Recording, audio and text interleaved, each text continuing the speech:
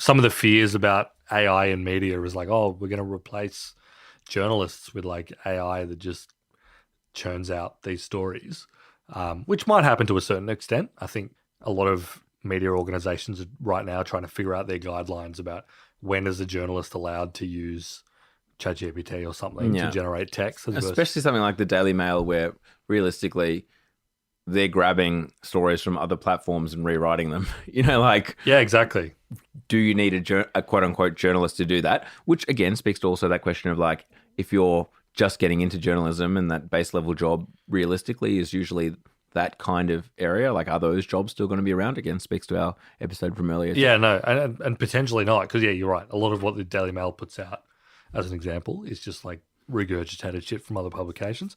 You could probably right now train a LLM to do that.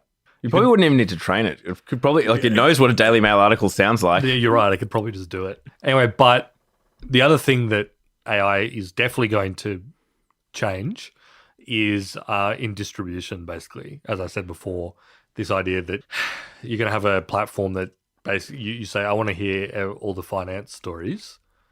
It will know the kind of stuff that you like reading and hearing about and like give it to you in natural language. Yeah. And probably mash a bunch of different things together, generate a newsletter for you that has like all the stuff you like to hear.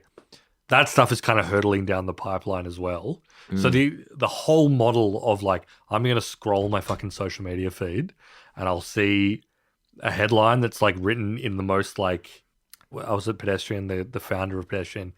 He always used to say like, write a headline that'll rip their eyeballs out.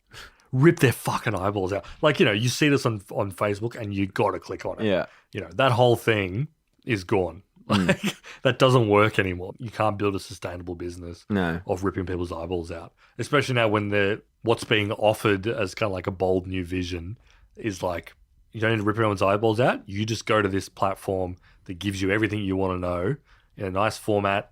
Don't need to click on anything. It's all there for you. Way more compelling, basically. Yeah. No, totally. And having to click on something and then inevitably disappointed by what's in there because the headline basically just lied to you. Yeah, of course. Like, it is a better way to consume media. And much like the Spotify model, like we've talked about this before, like it does turn out that paying a monthly subscription or like Netflix or whatever is actually for the consumer better when they have access to the content that they want to have access to in a trustworthy format, in high quality. Like, that is a better experience.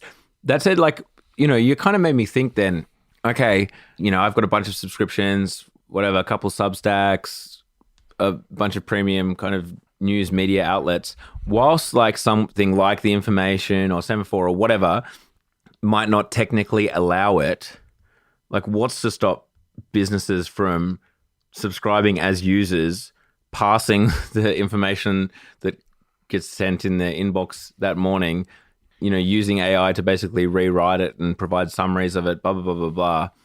And like basically kind of becoming an aggregator for certain content. Yeah, I don't have an answer for that.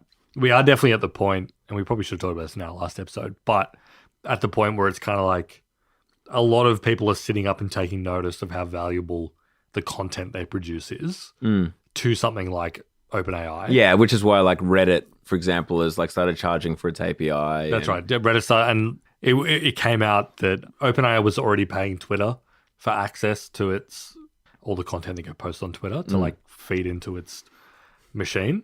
They were already doing that, but one of the very first things that Elon Musk did, apparently, it came out in retrospect, was like clamp down the gates and be like, no, you need to pay us way more for that, which I think actually completely makes sense. Oh yeah, same as Reddit, like charging for the API. It's like, hold on, we have this asset. The asset is the community and all of the answers and the data and blah blah blah. So like giving that to commercial organizations who are going to charge people for it to be incorporated in their model for free, like Reddit's, it was free API access, doesn't make a whole lot of sense. I do actually understand why they would clamp down on that and say like, hold on, if you're creating value and also driving traffic, probably pulling traffic away from Reddit, as we've discussed in our Reddit episode, people use it basically as a search engine, or they use Google as a Reddit search engine.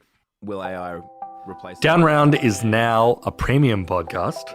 You can subscribe to our premium offering at downround.net for $7 a month or $70 a year if you're bargains inclined. And you get not only the episode that you get every week, but one additional one every single week. $7 a month. It's a great bargain. We go deep on... this is a terrible one. No, it's fine. You're right. We go deeper on the issues. We say more crazy shit. Yeah, exactly. Exactly. If you want to hear us say stuff that's basically balls to the wall, maybe even illegal. Maybe illegal. Downround.net. You'll find us there.